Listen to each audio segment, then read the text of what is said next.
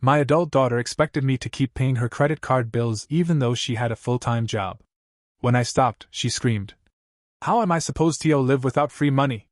The bank manager smirked as he canceled her card and said, "Then you'll love learning how to manage your own finances." I never thought I'd be here. I never thought I'd be the dad who had to teach his grown daughter that money doesn't fall from the sky. I thought I raised her to be responsible, to understand how life works. I was wrong. My daughter, Jessica, is 25. She has a full-time job, a decent salary, her own apartment in downtown Chicago. But for the past few years, she's also had something else, my credit card. It started out small. Emergencies. Groceries. Gas. Then it turned into hair appointments, weekend trips, expensive dinners, shopping sprees, and God knows what else. She never asked before she spent. She just assumed I would cover it. For a while, I let it slide. I figured she was adjusting to adult life. But the charges never stopped. One morning I checked my statement. $1,200, Aspen Resort. $400, designer shoes. $350, spa treatment. $80, Starbucks. In 1 week. I was done. I called her. Me. Jessica, what the hell is this Aspen charge? Jessica. Oh, that. Yeah, my girls and I needed a break. Work has been so stressful. Me. And you thought I should pay for that? Jessica. Well, yeah. You always have. That was it. I had reached my limit. The next day, I went to the bank. My bank manager, Mark, had seen me enough times to know something was up. Mark. Everything okay? Me. I need to cancel my daughter's card. Mark smirks. Finally reached your limit? Me. You have no idea. A few clicks. A confirmation screen. And just like that, the money train stopped. Mark sat back and chuckled. Mark. She's gonna be in for a shock. Me. Oh, I know. That night, my phone rang. Jessica's name flashed across my screen. I picked up. Jessica screeching. My card isn't working. Me. Yeah. I canceled it. Jessica. Why would you do that? Me. Because you're 25. You have a job. You can pay for your own life. Jessica. How am I supposed to live without free money? I laughed. I couldn't help it. Me. You're supposed to live like every other adult, by working and budgeting. She started wailing. Full-on meltdown. Screaming, crying, cursing. She said I was ruining her life.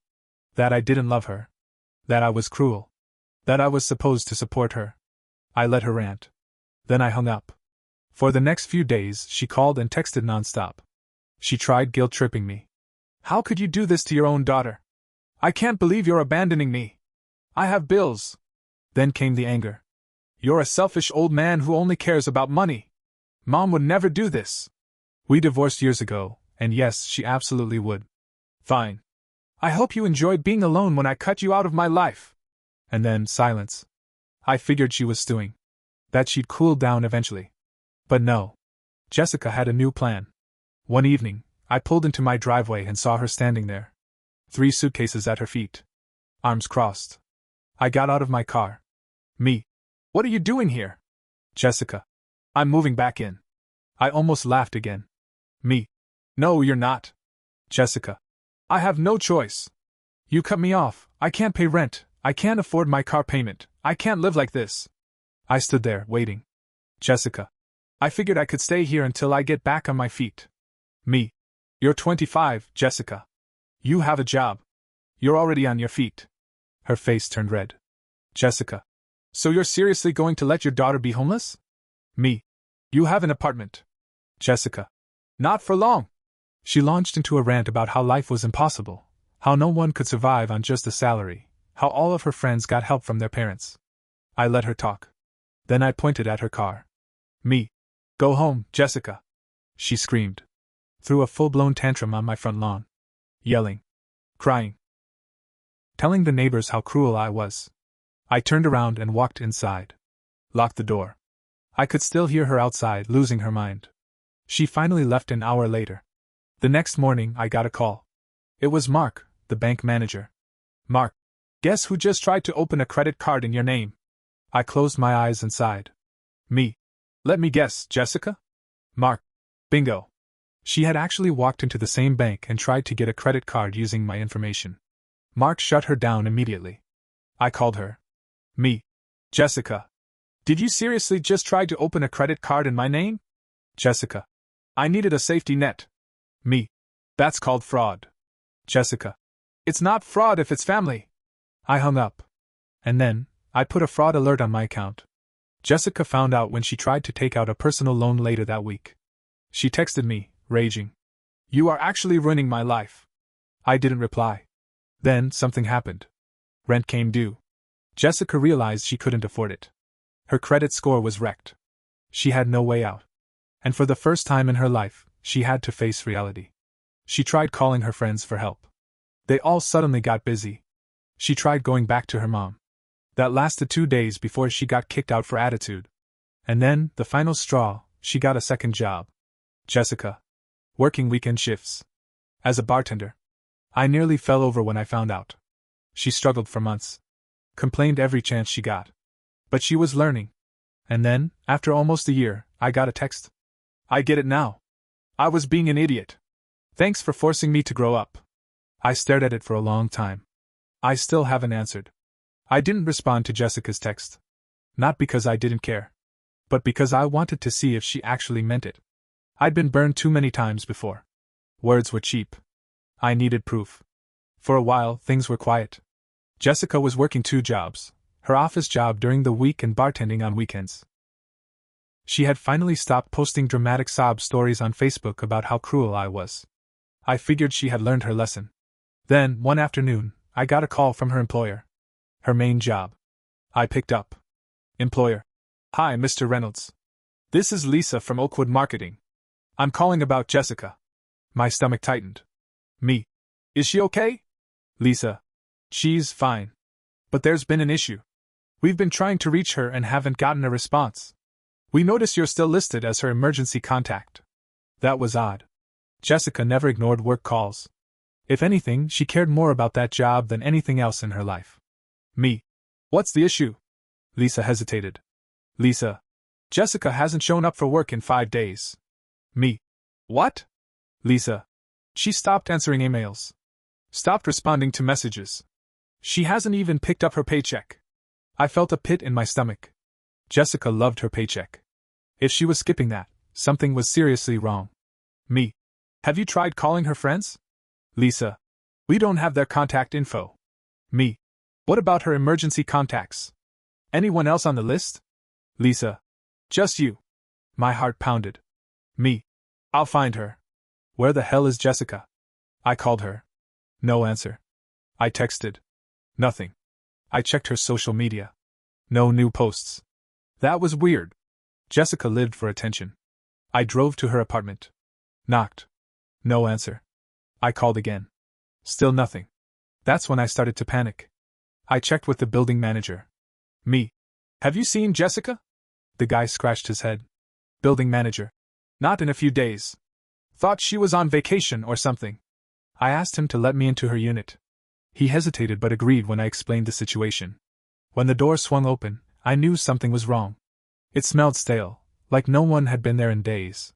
The lights were off. Dishes were piled up in the sink. Clothes were scattered across the floor. Then I saw it, her phone. Face down on the coffee table. Dead. Jessica never went anywhere without her phone. Something was very, very wrong. I started searching. Bedroom? Empty. Bathroom? Empty. Closet? Empty except for her work clothes. Then I saw it, a single sheet of paper on the kitchen counter. A letter. I picked it up, my hands shaking. And then I read the first line. Dad, I messed up. My blood went cold. Dad, I don't know how to say this, so I'm just going to say it. I got into something bad. I was desperate. I made a mistake. And now I don't know how to fix it. I took out a payday loan. I thought I could pay it back fast, but then the fees piled up. I borrowed more to cover the first loan. And then I borrowed again. Now I owe more money than I can pay back, and they won't leave me alone. They started calling my work. My landlord. I thought I could handle it, but now they're threatening me. They said they know where I live. I didn't know who else to turn to. I just need time to figure things out. Please don't be mad. Jessica. I sat down hard. Jessica was in serious trouble. Payday lenders weren't just sketchy, they were ruthless. The kind of people who didn't care about laws or ethics. I needed to find her. Fast. I pulled out my phone and called Mark, my bank manager. Mark. What's up? Me. I need to know if Jessica took out any weird loans. Mark sighs. Yeah. I was hoping you'd call. That's when Mark told me everything. Jessica had taken out a series of payday loans over the last 4 months. The interest rates were insane. She had borrowed $3,000, but by now, she owed almost $15,000. Worse? Some of those lenders weren't even legitimate. Mark. She got caught up with loan sharks, man. I gripped the phone. Me. Where do I find them? Mark. They don't have an office. They operate through cash drop-offs and burner phones. I felt sick. This wasn't just debt.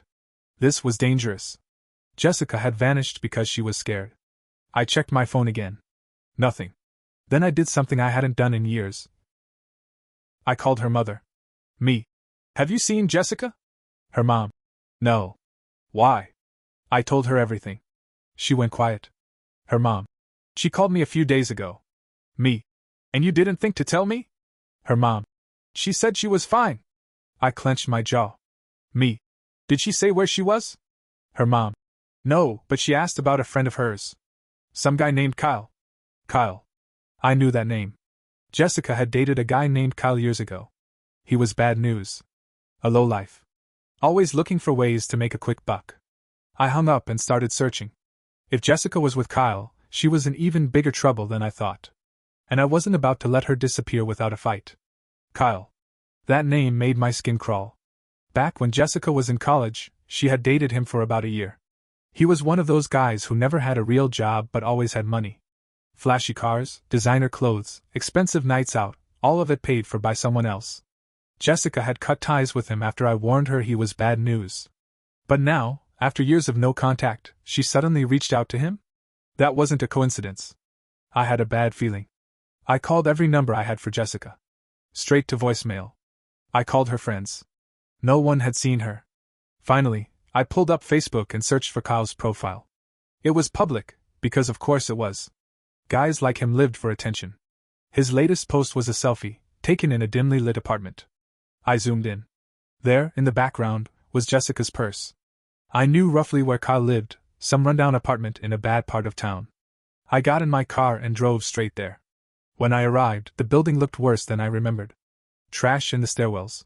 Shady guys loitering near the entrance. A place you wouldn't want your worst enemy living in.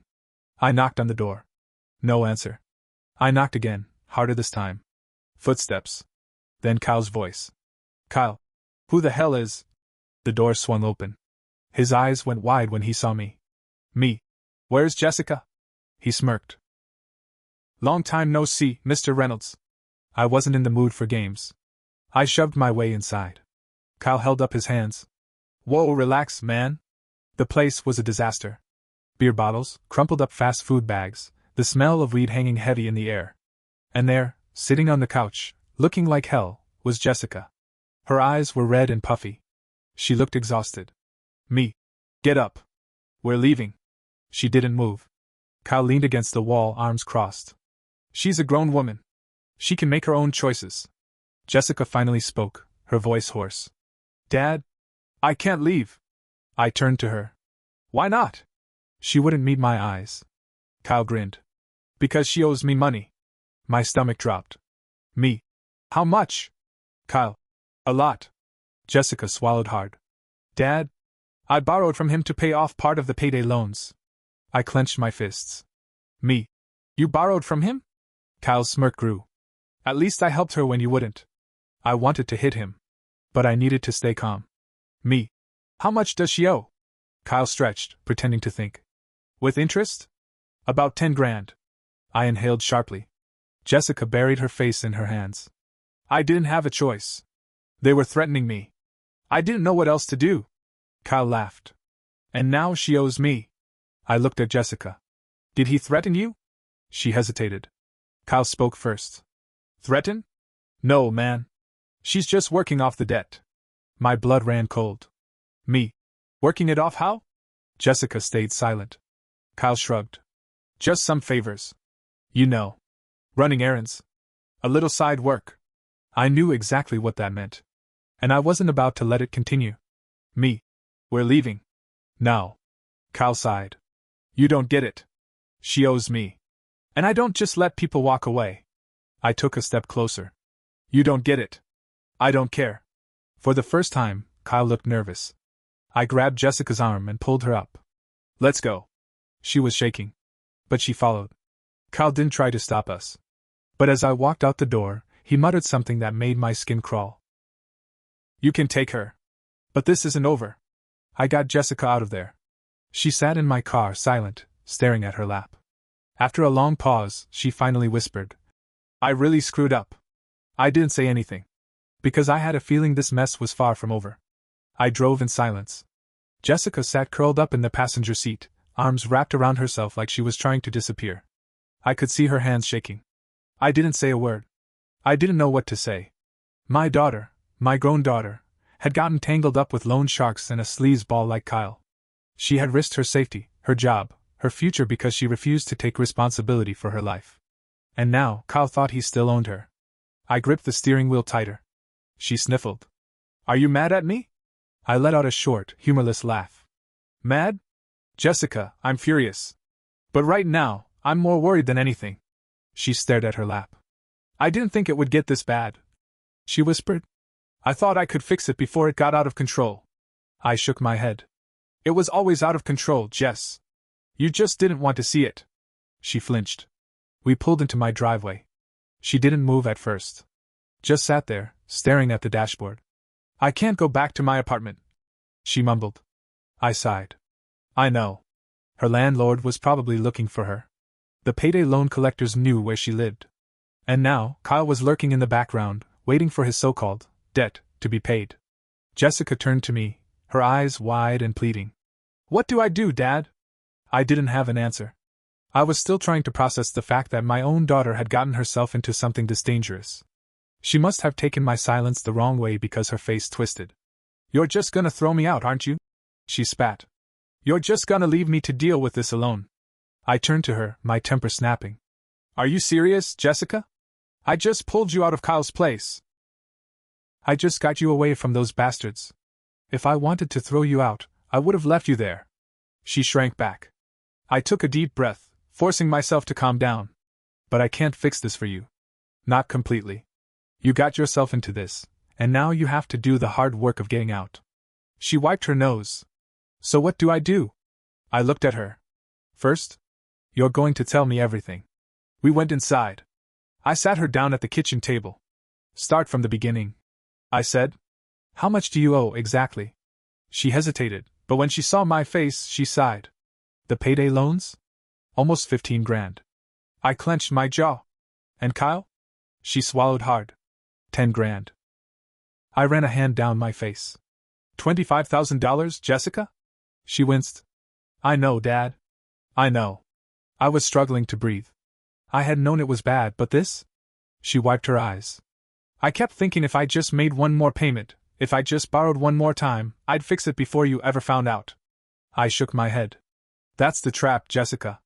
That's how these people work. They make you think you're one step away from fixing it, when really, they just keep pulling you deeper. She nodded, looking miserable. I sighed. Did Kyle ever threaten you? Be honest. She hesitated. Then, quietly, not at first. I felt ice creep up my spine. And then? She picked at the edge of her sleeve. At first, he just wanted the money. But when I told him I didn't have it, he said I could work it off.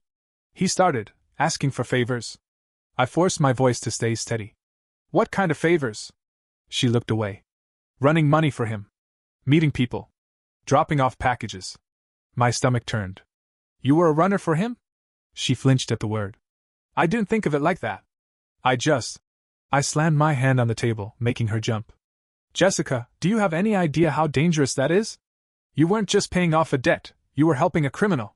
Tears spilled down her cheeks. I know, Dad. I know. I took a deep breath, rubbing my temples. Do you still have anything on you? Any packages? Any money of his? She shook her head. No. I left everything at his place. Thank God. But that also meant Kyle was definitely coming after her. As if on cue, my phone buzzed. A new text message. From an unknown number. You took something that belongs to me. You have 24 hours to make it right. Kyle. I turned the phone toward Jessica. Her face drained of color. I was done playing defense. I grabbed my keys. Where are you going? Jessica asked, panicked. I met her eyes. To end this. She jumped up. Dad, no. I ignored her. I stormed out the door, got in my car, and drove straight back to Kyle's. This time, I wasn't knocking. I pounded on his door so hard it rattled in its frame. Kyle answered, smirking. Wow. That was fast. I stepped inside before he could stop me. Listen to me, you are going to leave my daughter alone. You hear me? He chuckled, unfazed. And why would I do that? She owes me. I stepped closer, lowering my voice. If you touch her, if you so much as breathe in her direction, I will make sure you never see another dollar in this city again. His smirk twitched. You threatening me, old man? I smiled. No. I'm making you a deal. You forget Jessica exists, and in exchange, I don't go to the cops. I don't tell them about your little side business. I don't tell them about the drugs, the money laundering, the runners. Kyle's face darkened. I leaned in. I have enough proof to bury you. So what's it gonna be? Silence. Then, after a long moment, Kyle scoffed. Fine. She's not worth the trouble anyway. Jessica cried when I told her it was over. But I made one thing very clear. I helped you this time. But never again. From now on, you fix your own messes. She nodded, wiping her eyes. I know. And I will. She got a second job. Moved in with a friend. Started really paying off her debts. And for the first time, she stopped asking for money. One night, months later, I got a text. I just made my last loan payment. I'm free. Thank you for not giving up on me. I stared at the message for a long time. Then, finally, I texted back. Good. Now never do something this stupid again. She sent a smiley face. Maybe, just maybe, she had finally learned.